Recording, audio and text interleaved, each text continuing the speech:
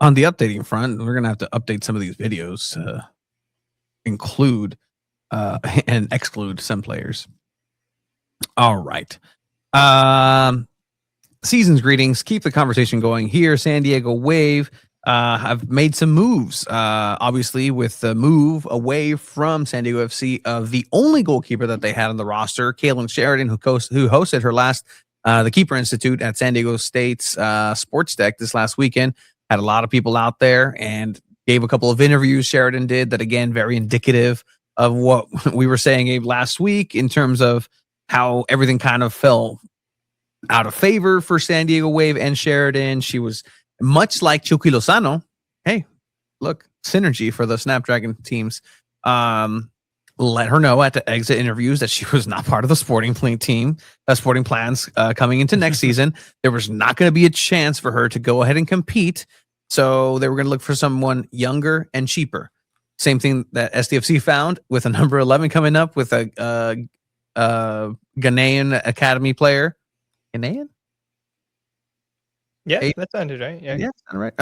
All right. Which will be announced in the coming weeks.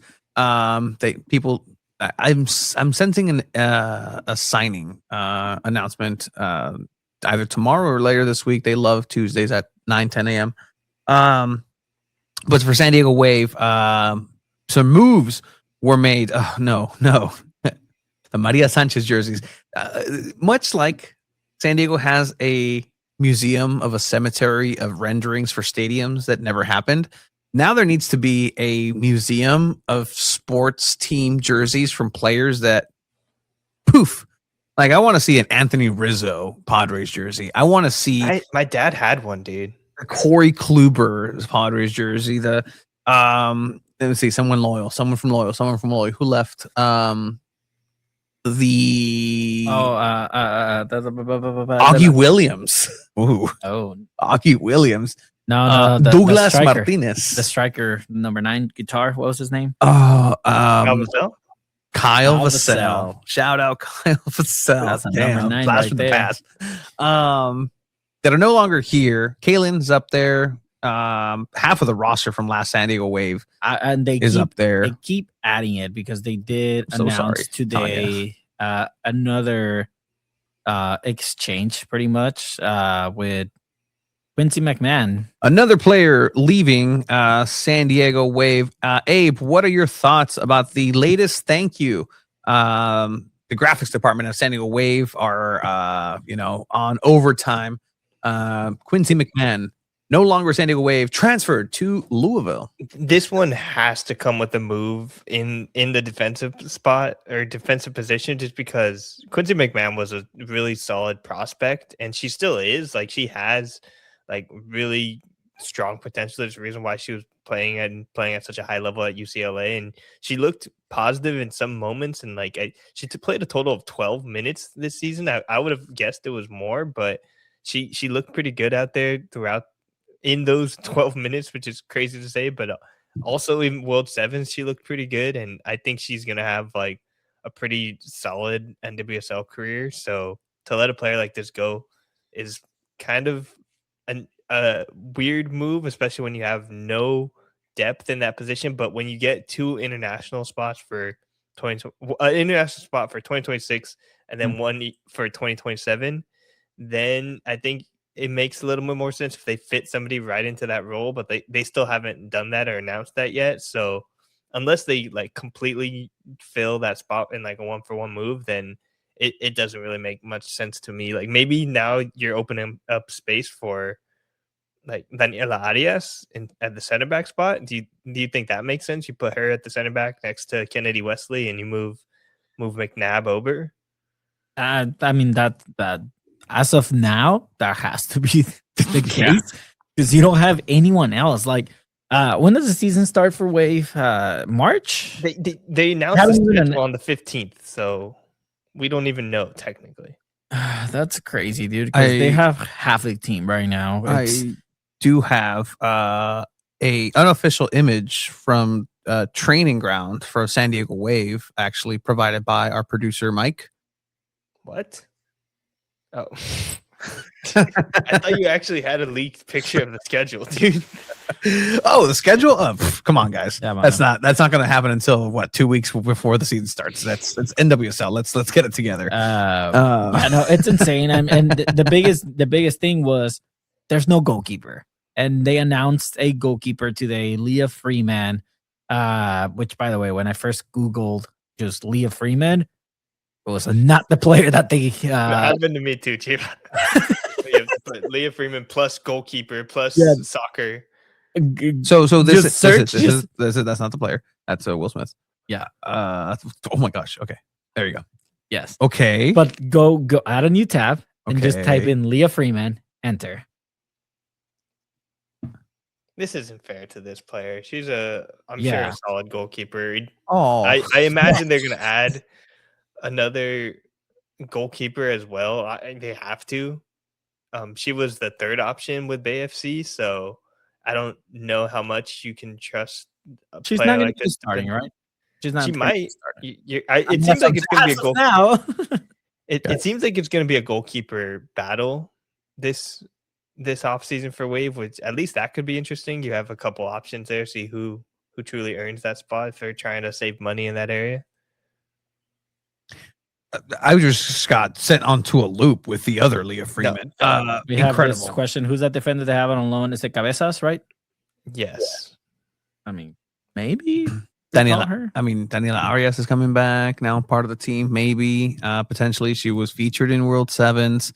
You're going to have to use everybody you want, but is this going to be a defensive shift entirely on a formation basis where they just go 3-5-2? Do they have 5 midfielders? I don't know, man. Like, to answer this question, yes. I'm concerned where Wave stands right now. And you were the person, and again, there was a lot of sorry you weren't here last week, Chiva. There was a lot of 2 balls and a mic bashing occurred around town. The one thing for you is that you were the only person. I tried to look, the only person that predicted a top 3 finish for San Diego Wave at the beginning of this last season. Yeah. And now you're the one that is worried. saying that's worried and concerned for Jonas. I don't think Wave. it looks pretty for Wave this next season. It doesn't need to look pretty. They just need to get it done. The thing is, they need to score goals. And I haven't seen any signing that's telling me, yep, they're gonna score goals. Like, nothing's changed up top. Nothing. I mean, like everything is exit. Like, Melanie Barcenas is back though. yeah, Melanie Barcenas is not gonna fucking do shit this season, man. Whoa. Like, are you kidding me? Like, Kimi Ascanio makes a bigger impact. Like, that's just the reality of it. And I'm not gonna I'm not gonna sit here and try to talk all nicely about Wave when I just trashed like Mikey Vara's like attitude towards Chucky Lozano. Like, it's gonna be the same energy for San Diego Wave. And if some people don't like it, then I'm sorry, maybe we're not the podcast for you. But we're gonna treat San Diego Wave the same as we treat San Diego FC, and we're gonna critique them and criticize them and call them out on their bullshit when it needs to happen, and we're gonna praise them when it's all good and done. Last season, it was good. They made playoffs. Because the season before that, it was a shit show. they righted the ship. Why are they suddenly so broke? They got a bunch of money from Gurma. Shaw moves out from the Sanchez contract. Half of the $2 million from the World Sevens. Make it make sense. Well, for the World Sevens, that also gets split up with like literally just everybody in the club, right? It goes down to the communications department. It goes down to anybody that's involved with San Diego Wave that does get divvied up, and the players. From my understanding, that still hasn't happened. But again, that's the case for another year, for another discussion. In terms of the other, like, where's the money? Well, they have to pay for rent for one. They have to go ahead and try to figure out and maneuver into getting a permanent training facility. There are teams around town that came into existence, and this is different sports, but they led with a sporting complex, a training complex. I'm looking at what the volleyball team The San Diego Mojo. Mojo. They actually just renovated They something. lost yesterday. They did lose in their opening I game. don't think they against win too current- much. against the current reigning defending champions. Oh, don't you worry. The Mojo's going to be good this year, actually. We'll see. Catch us on 2 balls and a Mojo. That's a good. That's a That good. was a nice podcast. ring to it. Yeah, No, that is pretty good, actually. I do wonder the same thing. Why are they so broke? Like, part of me is thinking lawsuits. They have to pay lawyers and Lawsuits, transition, new ownership who was maybe sold something are that they they paying didn't Jonas think. too much? No. Maybe they didn't think was in such a bad condition. The only way that money comes in really for either SDFC and Wave is ticket sales. They haven't been doing very well in ticket sales because of what happened 2 years ago. Last year, they were kind of back on in that. Last year, the biggest telling sign is that Alex Morgan retirement night, jersey retirement night, where that was supposed to be the big game for people in the stands, and they couldn't sell it out. And you know they're definitely in trouble when that's the case.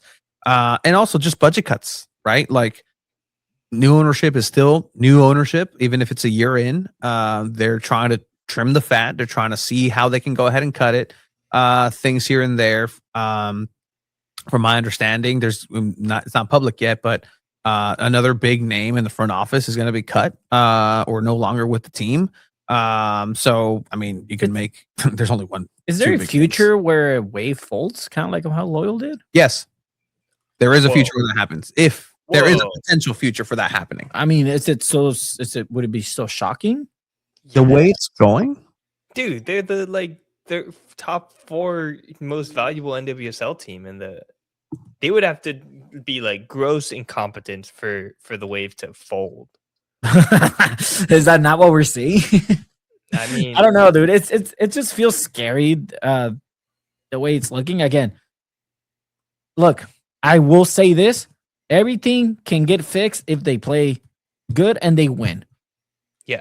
I'm a strong believer of that. Where if they win and they're performing and they make playoffs and they're bring a championship, people will show out and support.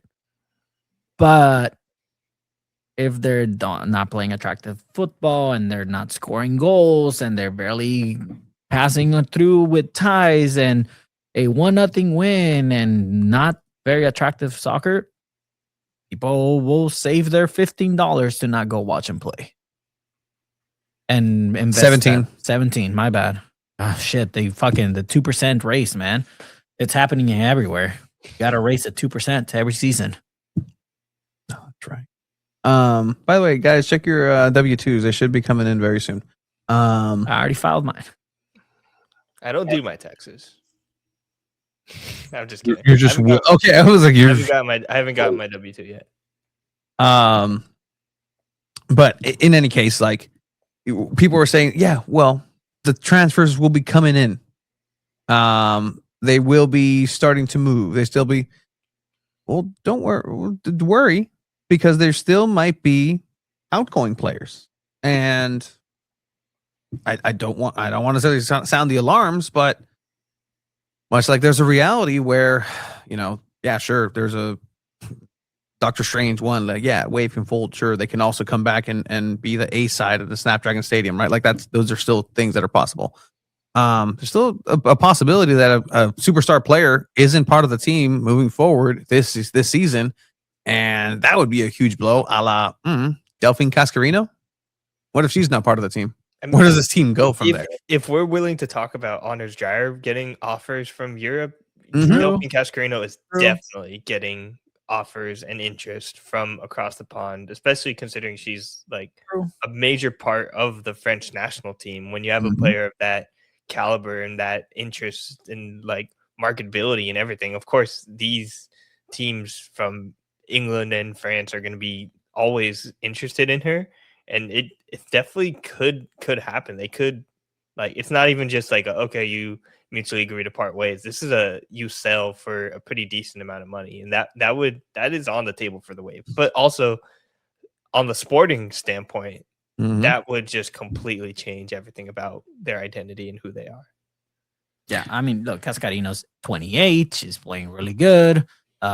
There's a Women's World Cup coming up soon as well. Like, why not go back to Europe or somewhere more competitive? Or a team that has a permanent training facility. Like, these players are coming over from Europe, and they're coming from the best of the best. They're coming in and playing in, still not where it should be in terms of the men's game and just the growth that's coming with. But coming from PSG and playing in Parc des Princes, like that's a jump. That's something that's a step down, and not no slight on what's actually happening. A little slight because they've had long enough to go ahead and play at the polo grounds in Del Mar. It's a beautiful place, beautiful set of a soccer facility. Yeah. But is it a world class professional soccer level quality of trailer park? Because that's what it essentially is. It's a trailer park. That's the reason, like the U.S. Women's National Team trained at the women's national team chose to go and train at San Diego FC facilities. Yeah, that should be telling, for sure. Look, man, it's what says it all is that if you go, they have practice, and then there's a kids tournament right next door, like on the field. Like that shouldn't be happening for a pro team. So I think stuff like that does need to change for San Diego Wave in order to keep these high profile players. And seeing Paul, like I thought Heaps would have gone to Wave. She wanted to, and as we were talking about early in the episode and last episode too, like sources say that she wanted to. And sources say that was a move that San Diego Wave did not want. That opportunity for her to join the team vanished with that. And that's the message from a lot of different U.S. Players. I saw a comment that she's a Denver local. Yeah, she actually just got announced. She is a Denver. She's from Denver. Yeah. Actually vacationed there for their 1 year anniversary with Mr. Heaps. Yeah, they had there was a cute video of her. They like surprised her parents because her parents had like absolutely no idea she was signing with Denver. So they just like did like a fake interview with her, and then she like revealed it to him. It was pretty cute. Can the Wave train at Singing Hills? Can pigs fly? Technically, they can, but just how far can you throw them? Sure, but that's the relationship that goes between these two teams, right? It really never has been the best. It's been contentious. It's been from both sides, from SDFC saying no, we pay more, so therefore we deserve it, and then the other side being like that's kind of a dick move, and yeah, it's true. But it is what it is. It's business, for sure. Can some of the Parkway Plaza look? A perfect thing that a couple of people have talked to me about, and I agree. Murphy Canyon, where the Chargers used to train. You renovate that, make it a top-notch facility next to Snapdragon Stadium. That's a leg up from potentially anybody, national team, men and women's, going to train at Singing Hills because it's next to Snapdragon, right? That's incoming views, incoming potential partnerships. And that just becomes the hub for training in San Diego soccer. Like it's just there. You don't have to send people to the Jewish Academy. You don't have to send people to the Olympic Training Center. You have to send people to Singing Hills and Quien sabe vergas donde está esa madre, in between the mountains in the valley. Like you could just train a half a mile from the stadium. Like that's ideal. But again, that's too much of a good idea. But all right. I would hate a reality for the fans, for the Sirens to lose a superstar like Delphine Cascarino and have to figure something out. But if it's something that they have to look for, maybe that's something they have to look for. The Fry's parking lot is affordable housing, for sure. The Olympic Training Center, yeah, but you're now training. San Diego Loyal did that. You're now training on fields that it's not passed yours around. It's not yours. Man. And then, again, you're a professional top level institution. Like, look, in this economy, it's better when you're looking for housing. It's better to rent right now, but when you're a multi-million-dollar pro soccer team, you should have your own training grounds. And where's that academy for Wave at? We've been hearing about, and nothing happens. Hey, go for it. You from Wave's perspective, why would you make an academy when you already have San Diego Surf that just basically does it all for you right there? And you can just literally look over the fence and be like, oh, what's going on over there? You don't have to actually invest your own money and do all that stuff. And I think it would make more sense for them to do that. But like, just from a new ownership perspective, why would they invest in that? Like they think they would probably think it's easy enough that they don't need to invest in academy like that. Most NWSL teams don't invest in academies like that. If anything, they'll see the good players and invite them over for like specific trainings and stuff. And we do see that some of the young players have trained with Wave before. I think maybe be up on the trained with Wave. There was the Pearl Cecil, I think, trained with Wave last year. And then like Melanie Vasquez was training with Wave for a little bit before she actually signed on. So there's really not a need to like truly build out the academy. But facilities wise, I'm completely agreeing with you guys. It's embarrassing that they haven't even like had any sort of plans come out of that yet. And the Delphine Cascarino thing would just be insane. And they'd have to bring somebody on that's like strong enough, comparable enough. Otherwise, like they're gonna be like really bad shape for answers this question, right? Do you think they'll challenge for the NWSL Shield and Championship, or make a deep run in playoffs with the if they add the right players and stop losing the right players? Lots of depth before the off season ends. As of now, let's answer as of now. As of right now, the roster they have right now. Lee Freeman's in goal. No. Let's just put two other goalkeepers just to satisfy the requirement of players needed. But yeah, like let's just right now. Do they make playoffs right now? Dudinha, Cascarino, Cansadali, Ariana Leon maybe start scoring a couple goals. The backline's super weak. No, they're gonna lose more. Like if they haven't fixed the problem of scoring goals by bringing in an attacking player, and they made their backline and their goalie situation a lot worse. So no, like on paper, there's no reason why they would win any games, because they would keep getting scored on more than they were capable of scoring goals. So the Kaylin Sheridan factor is what you're really talking about here, right? What other departures have I mean, McCaskill, Hannah Lunsvik, McCaskill, McMahon, who was the only other right back, Kaylin Sheridan. Trinity Armstrong's probably going to be out for the season. Like, I mean, are you really putting all your eggs on the Trinity Byers basket? I mean, no, especially for the 6 minutes of extra time that I saw. Didi Heretic. I mean, if she comes back, she would be the starting goalkeeper. She's a good goalkeeper. I mean, if she's on goal, like I wouldn't hate it.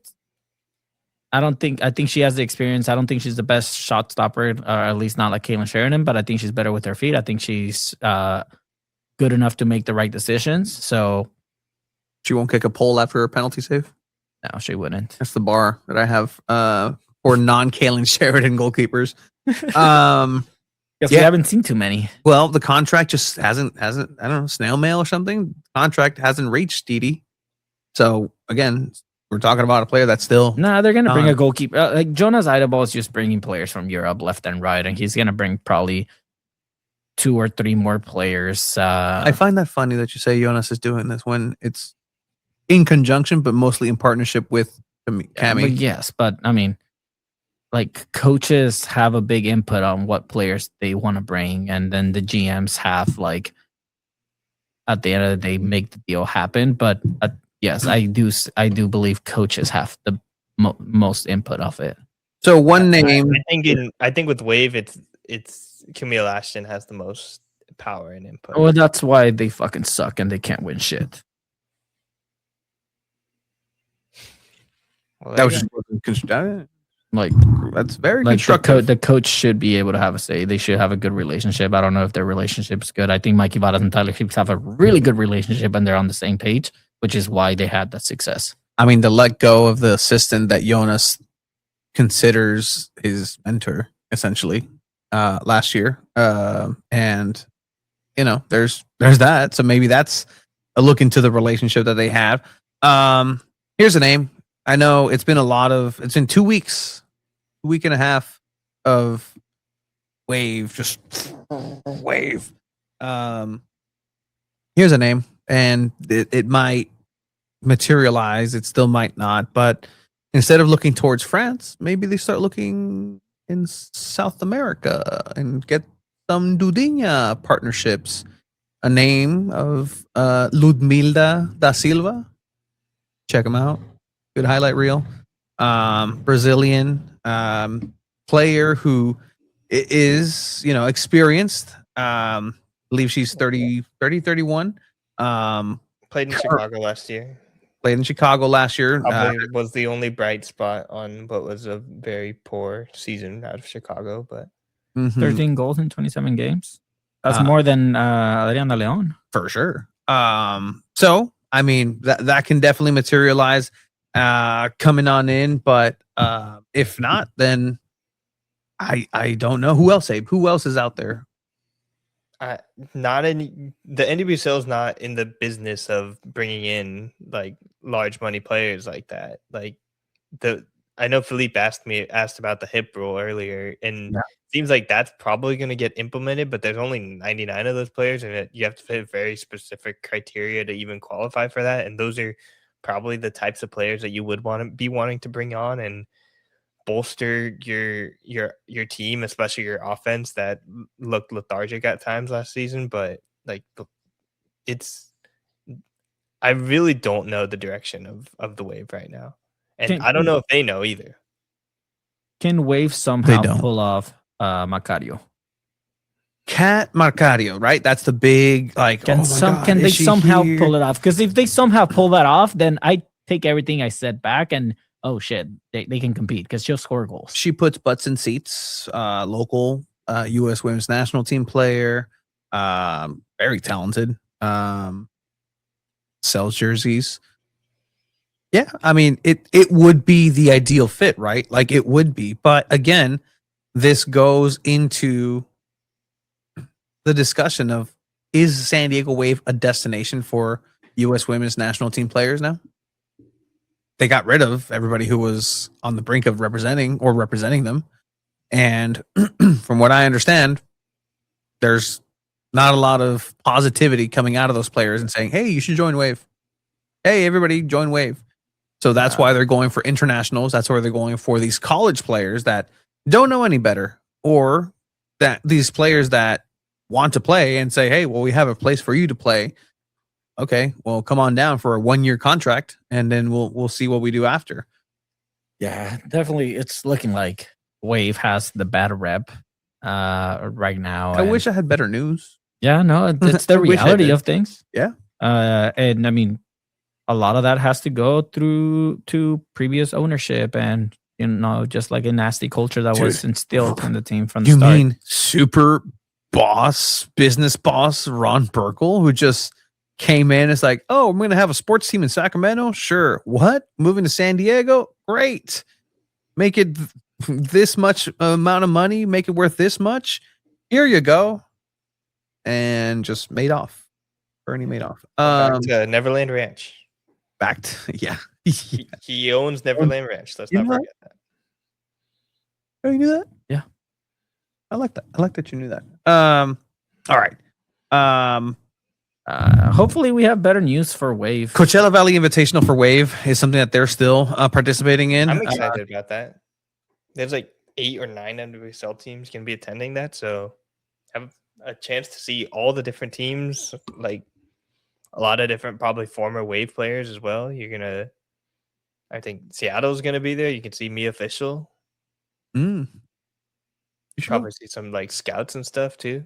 Are you guys going? Do you guys have plans on going? Might be out of the country that weekend. Oh,